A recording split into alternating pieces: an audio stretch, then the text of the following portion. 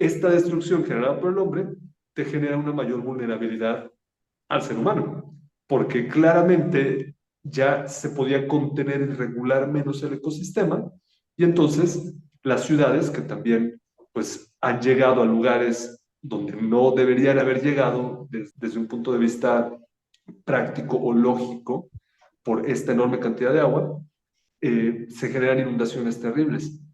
Entonces, esto de niño siempre me hizo reflexionar muchísimo, muchísimo, cómo funcionaba esto, cómo es que algo que creaba esta belleza, de repente lo transformábamos en algo que generaba tanta desesperación, tanto miedo, tanta angustia, que la gente pueda perder lo que tiene o a sus seres queridos en estos eventos. Entonces, creo que como niño eso me marcó mucho, el pensar constantemente cuál es entonces la relación adecuada, cuál es entonces ese equilibrio que haría que las cosas marchen mejor. Creo que de ahí viene originalmente este sentido de urgencia. Bienvenidos a Tikkun Talks, un espacio donde conversamos sobre Tikkun, que en hebreo significa reparación. Cada ser humano viene a esta vida con su propio Tikkun para aportar su granito de arena a algo más grande. Ven a inspirarte y conectar con el Tikkun Olam, la reparación del mundo. Hola, hoy hablamos sobre cómo podemos apalancarnos en la tecnología y en la inteligencia artificial para reparar el medio ambiente, que como todos sabemos está bastante quebrado. Nuestro invitado es Christopher Córdoba. Él inició su primer proyecto ambiental a los 8 añitos y su primer libro lo publicaron cuando tenía apenas 15 años. Christopher es autor, activista, conferencista y filántropo con un enfoque en sustentabilidad.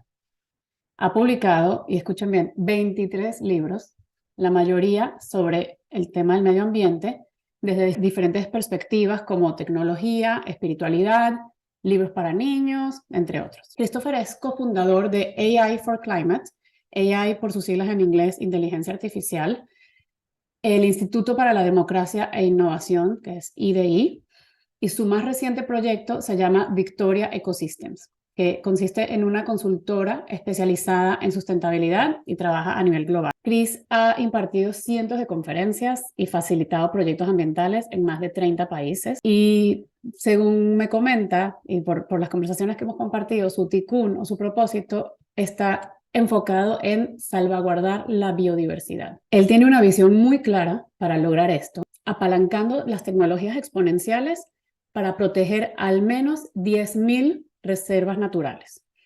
Qué admirable, Chris, que tengas una visión así tan clara y medible en números. Y me encanta que para demostrarlo con hechos, también creaste, invertiste en tu propia reserva natural. Esa reserva se llama Nonsuch y queda en el desierto de Baja California Sur, en México. Además, este joven Da Vinci también escribe poesía y explora su lado artístico a través de la pintura, la fotografía y la música.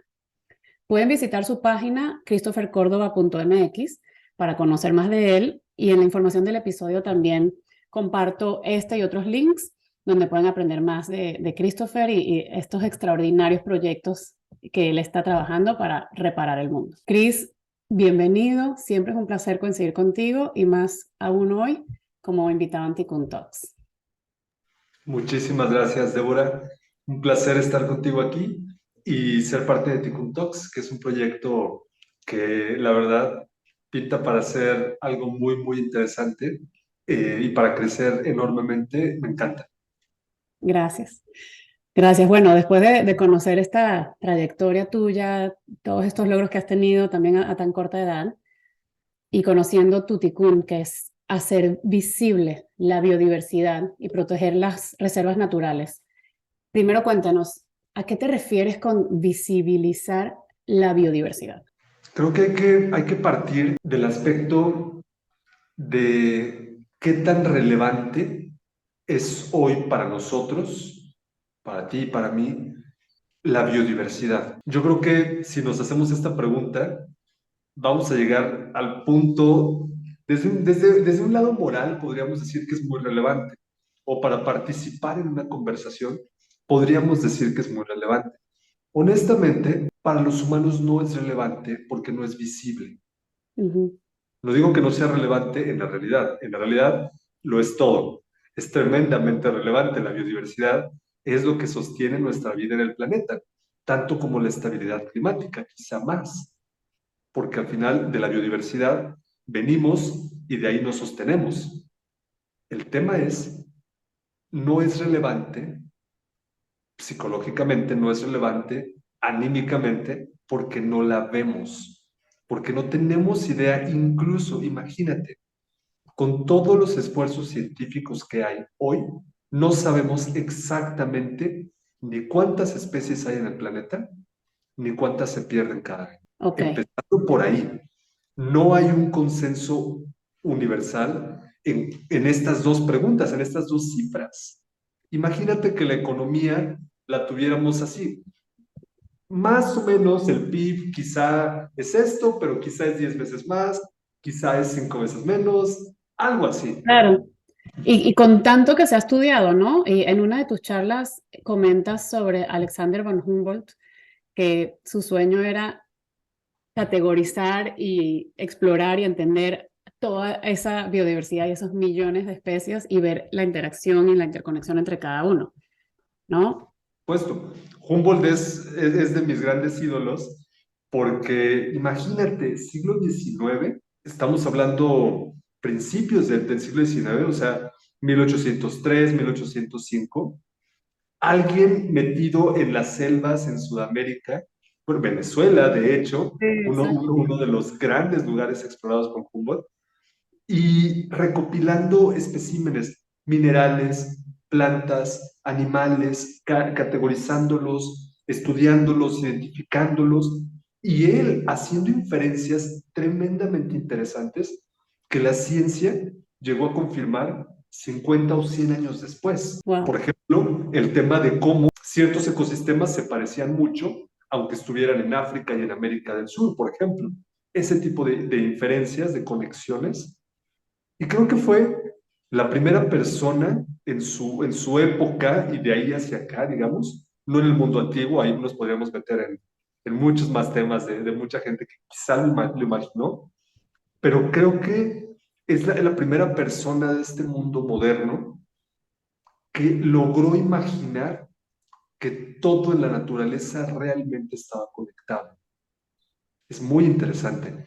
Entonces, a eso me refiero con darle visibilidad a la naturaleza. Él mismo, él creó estos dibujos o diagramas, que en alemán se llaman Naturgemälde, Ujú. son estos como diagramas o dibujos de la naturaleza, y con esos dibujos muy exactos llegó a hacer visible en su época la biodiversidad de lugares remotísimos a los que, no sé, la gente de París nunca iba a ir, la gente de Berlín, de Londres, nunca iba a ir a explorar ellos solos las estepas en Rusia, el Himalaya, América del Sur, es interesantísimo. A eso me refiero con darle visibilidad a la naturaleza. Adaptado al momento de hoy, tenemos un mundo digital que hace mucho más fácil dar esa visibilidad. Pero no es suficiente que tengamos imágenes de la naturaleza en Internet. Eso no es suficiente. Necesitamos realmente comenzar a apropiarnos esa naturaleza a un nivel emocional, a un nivel anímico, a un nivel de compromiso, a un nivel de cercanía. Creo que esa es la clave. Creo que hacer visible algo tiene que ver con hacerlo propio, tiene que ver con hacerlo más cercano, con entenderlo más cercano y a la vez con entendernos parte de ello. A eso me refiero con hacer visible la biodiversidad que sostiene nuestra vida en el planeta. Wow. Ok, entonces ahora me salen dos vertientes y vamos a aprovechar que acabas de hablar de esta parte de hacerla nuestra, la parte más emocional. Vamos a hablar primero, a conectar esta visibilidad de la biodiversidad a nivel espiritual y luego hablaremos de esa parte digital y tecnológica que es en lo que estás tú trabajando ahora con Victoria. Entonces, uno de tus libros se especializa en la integración de la religión y la espiritualidad con la sustentabilidad. Cuéntanos brevemente cómo fue ese ensayo en el que exploraste cómo nuestras creencias pueden alterar la percepción y la forma en la que cuidamos y conservamos la naturaleza del medio ambiente. Claro que sí. Ese libro se llama Integrating Religion and Sustainability. Por ahora solo está en inglés. Y este libro lo escribí hace muchos años, hace más de 10 años, y fue muy interesante porque me di cuenta, en ese tiempo yo estaba muy interesado en filosofías orientales y religiones orientales, y estaba comenzando a hacer como mis propios estudios comparados con el mundo judío-cristiano, ¿no? Y con estas otras cosmovisiones más de Occidente Y en ese versus... libro te dedicaste a explorar y entender desde diferentes religiones, de los dos mundos, del oriental y el occidental, a través de entrevistas a líderes religiosos y entrando en los textos también. Exacto, pero además fueron más de 10 religiones, 10 perspectivas que estudié en ese libro, y además también con la cosmovisión indígena de distintos pueblos.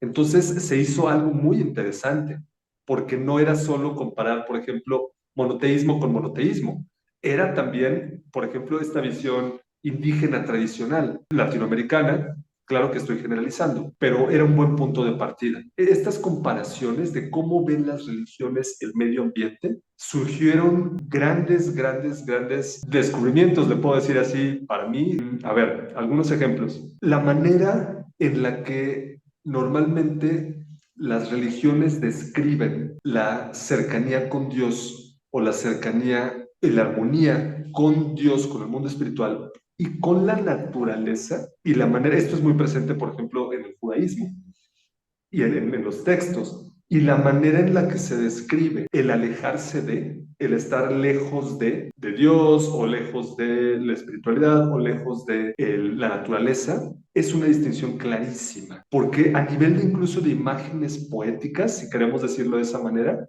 a nivel de lo que te evocan el texto, en términos de descripciones de cómo es la cercanía y cómo es la lejanía, es muy interesante, porque cuando hablan de la cercanía, hablan de este medio ambiente prístino, hermoso, radiante, abundante, donde se es feliz inmediatamente, ¿no? Este paraíso relacionado con esta cercanía. Y cuando se menciona el alejarse de, el vivir lejos de, siempre son imágenes de el desierto yermo, desolado, la tierra quemada, una imagen profundamente triste de un medio ambiente degradado por la misma acción humana, por la misma guerra, por esta destrucción, versus lo otro, este gran jardín totalmente abundante, hermoso y siempre en su estado más puro. Ahora que mencionaste el judaísmo, me hace recordar, justo ahorita estamos celebrando una festividad que se llama Tu Bishvat, que es justo para honrar a los árboles. Se celebra la floración, el ciclo que tienen los árboles en el año. Es muy bonito desde el punto de vista práctico cómo se le enseña tradicionalmente a los niños, a los adultos, a las comunidades, a querer honrar a los árboles y plantarlos, sembrar esa semilla de sustentabilidad. Por ejemplo, en el taoísmo lo que más sale es el tema de la no acción. Es muy interesante y es muy distinto de lo que vemos en Occidente. El aspecto de el respeto más absoluto de la naturaleza tiene que ver con la no acción, el dejar ser. Yo ahí inmediatamente hice el vínculo en este libro, en Integrating Religion and Sustainability, con la visión, por ejemplo, franciscana en el catolicismo de la conservación de la naturaleza. Ahí hay dos visiones. La visión benedictina, que es cuidar y mejorar el ecosistema, ¿no? Estos monasterios de la Edad Media que transformaban una pradera en una granja y de alguna manera eran cuidadores de esta naturaleza y trataban de mejorar este espacio,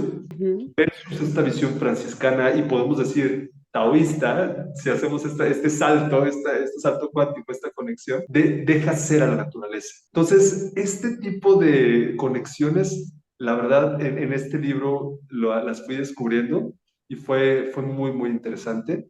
Me fui a muchos países a investigar, a la biblioteca de Oxford. Está disponible en Amazon en versión digital. Les voy a dejar el link porque vale muchísimo la pena leer estos grandes descubrimientos que hizo Christopher. Pasando ya de religión y de espiritualidad a acción, a través de todas estas herramientas de tecnologías exponenciales, de inteligencia artificial, podemos lograr ese sueño de Humboldt de hace tantos años, de conocer en detalle a niveles microscópicos los ecosistemas. ¿Cómo lo están haciendo en Victoria Ecosystem? Por ejemplo, AI for Climate ayudó a integrar una coalición donde hay diversas empresas y gobiernos que están haciendo un trabajo fenomenal en la protección y el monitoreo, sobre todo el monitoreo y datificar, es decir, extraer datos del ecosistema en 67,000 hectáreas de manglar en Yucatán. Wow. Fue interesantísimo. Realmente este caso nos ha fascinado porque tienes, por ejemplo, un gigante tecnológico como Huawei y tienes un gobierno local y tienes a una comunidad local que se ha involucrado al máximo nivel en la protección de su manglar. Sus comunidades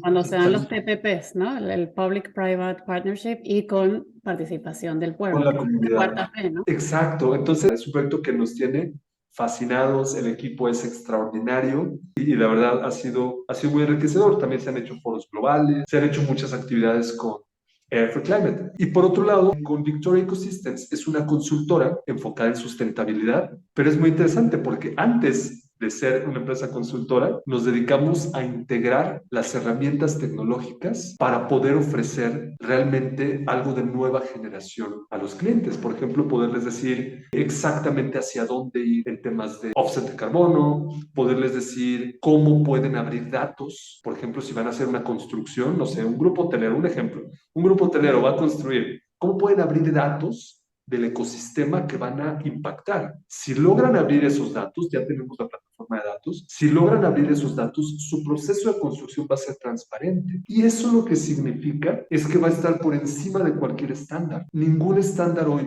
en este ejemplo de construcción, te dice abre tus datos. No, no, te dicen dame mi reporte y yo te lo valido. Pero imagínate que abras los datos de un proceso de construcción. ¿Qué cosa más transparente hay que eso? Cuando Por dices abrir eso, los datos, es publicarlos al público en general, ¿no? abrirlos en Internet, exacto. Generamos una plataforma nosotros en Victoria Ecosystem y más importante, generamos un concepto, ese es uno de mis últimos libros, un concepto que se llama verificación ambiental descentralizada, DEV por las siglas en inglés, Decentralized Environmental Verification. Y la verificación ambiental descentralizada significa abre tus datos de las variables ambientales, por ejemplo, el impacto en un ecosistema, el consumo de energía, etcétera. Abre tus datos ambientales en las áreas que realmente lo necesite tu negocio, tu modelo, y luego te ayudamos a que lo publiques en nuestra plataforma de datos y con eso tu proceso es realmente transparente. Ya no es te escondes detrás de las certificaciones, es estás al frente y entonces tienes realmente procesos que la gente puede verificar y puede validar. Esto es como estamos haciendo visibles los datos de la naturaleza. Por ejemplo, tenemos un aliado, es una empresa de satélites que nos permite tener acceso a satélites para poder validar las cosas en todo el mundo. Así es como lo estamos haciendo visible,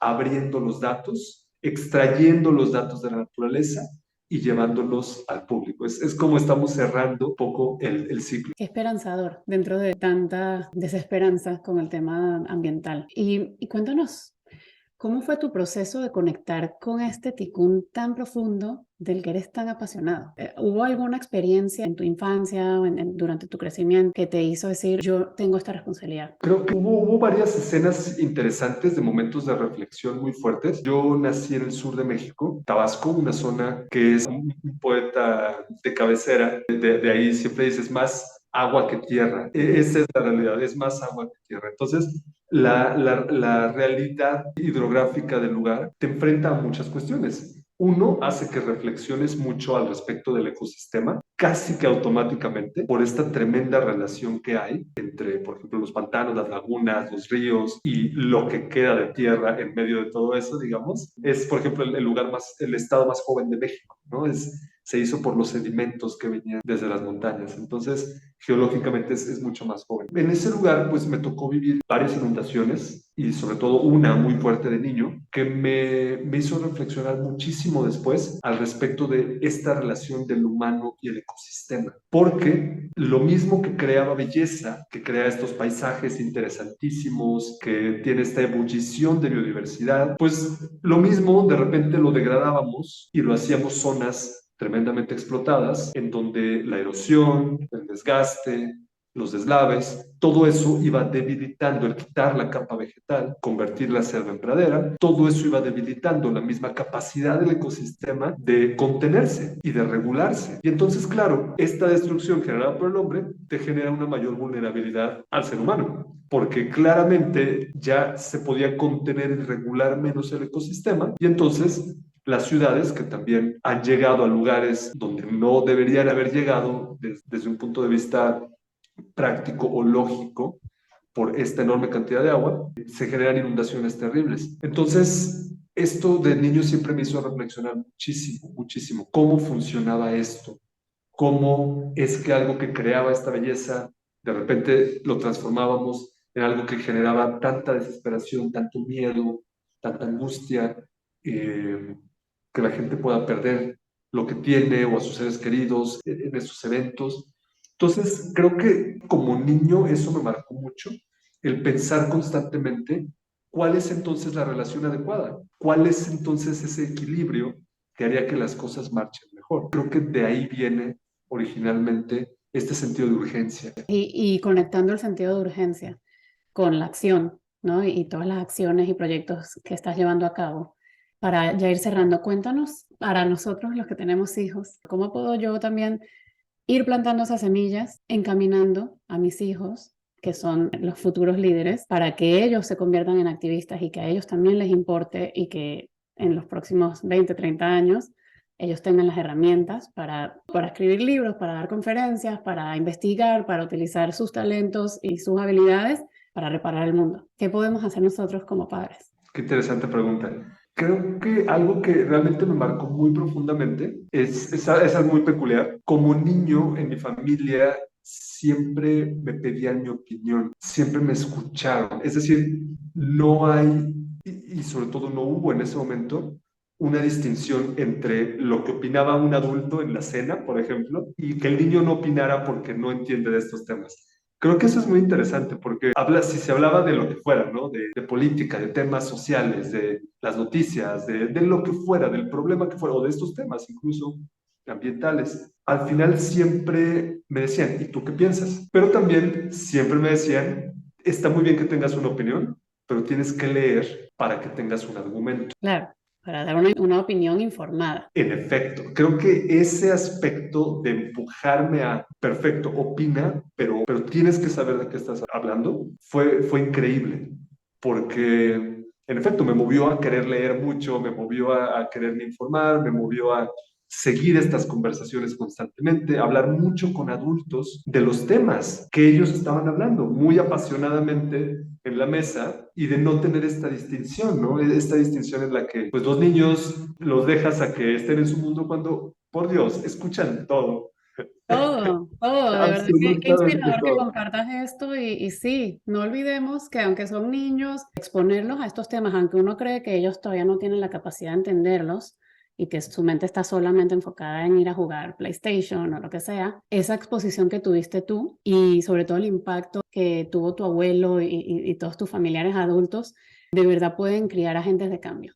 Niños como Christopher, chicas como Greta Thunberg y personas de las generaciones más jóvenes que ya están súper despiertas y siendo agentes de cambio para reparar el mundo. Gracias. Muchísimas gracias, Débora, y el mayor de los éxitos para Tikkun Talks.